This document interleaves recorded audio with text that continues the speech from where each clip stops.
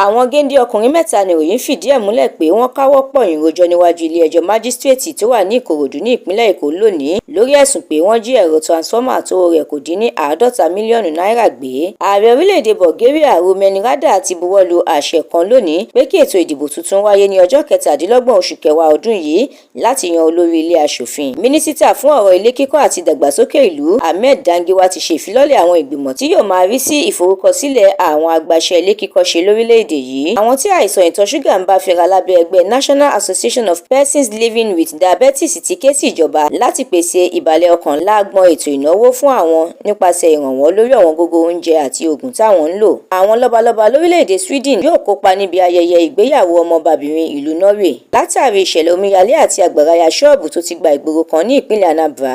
Àjọ tó ń rí sí ìṣẹ̀lẹ̀ pàjáwìrì ní ìpínlẹ̀ náà ìyẹn ATSEMA nípasẹ̀ ìjọba ìpínlẹ̀ ọ̀hún ti ṣe ìkìlọ̀ fún àwọn olùgbé agbègbè náà láti ká àṣà wọn kúrò níbẹ̀ lẹ́yẹ ọ̀sọ́kà. Èyí làwọn ìròyìn lérèfé tó jáde láṣálẹ́ òní ọjọ́ Ìṣẹ́gun Tuesday ọjọ́ 27 oṣù kẹjọ ọdún 2024.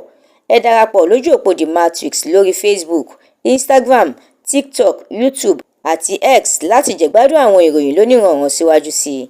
Àdúrà mọ́mi Balógun ló ṣe òǹgbùfọ̀ ìròyìn yìí. Ẹniọlá Sálíù lórúkọ mi.